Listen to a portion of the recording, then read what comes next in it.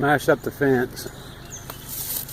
Get the tractor in here and pull some of this stuff out and get the fence repaired. Really sucks. You see up there is where it came from. We've been having high winds here for a couple of days. This old birch tree. That thing is, look, looks like it's starting to bud. No, didn't hit anything. Got a little bit of the chicken coop there, but didn't get the fence or the gates on the opposite side. But probably scared the heck out of all the rabbits when it come down. The chickens, goats probably didn't even know it. You see there, that's a rabbit pen. It's attached to the side of the goat house. We're going to change that. We're going to process some of these rabbits pretty soon.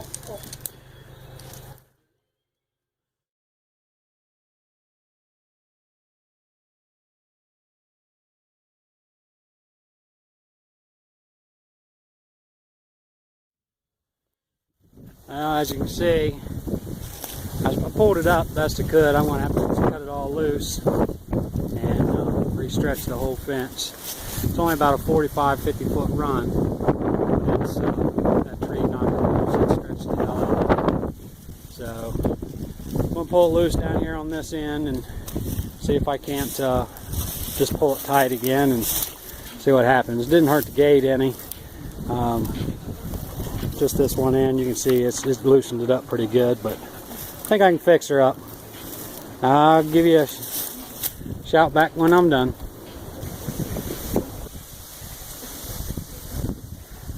See there, use ratchet straps, going to pull it tight with that.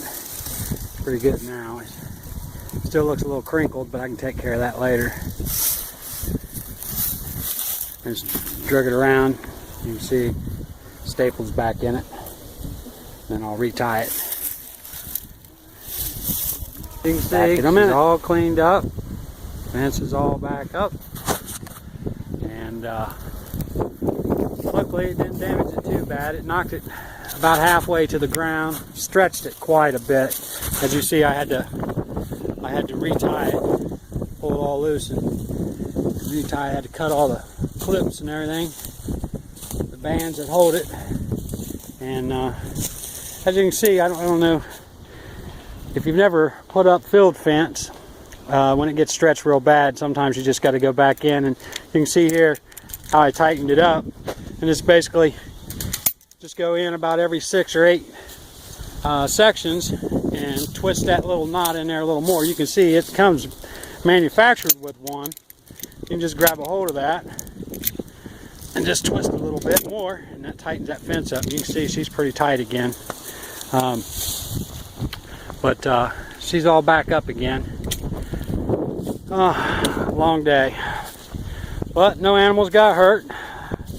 Trees really not too awfully damaged.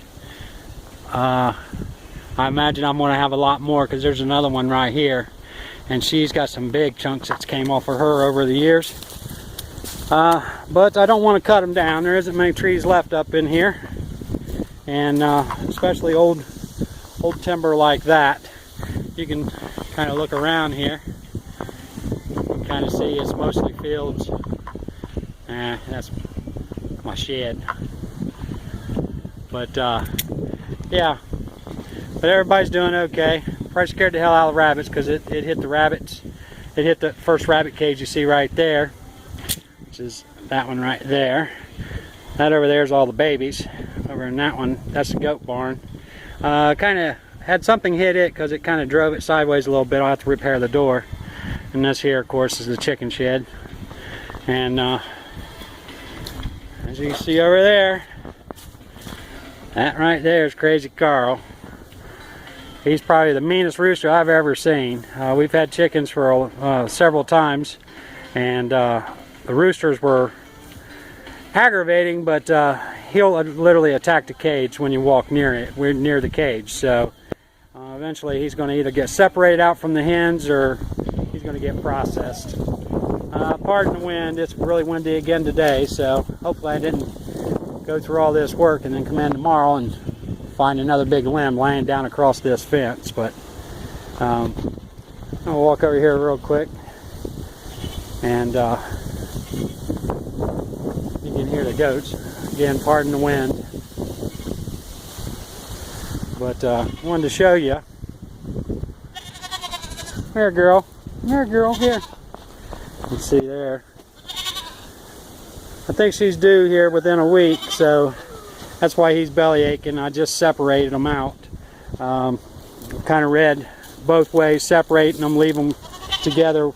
But I'm not going to take a chance. It's her first pregnancy, and I don't want to take a chance on him hurting her.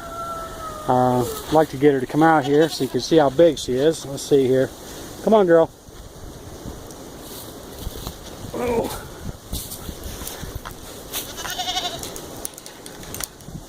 No, she don't want to come out.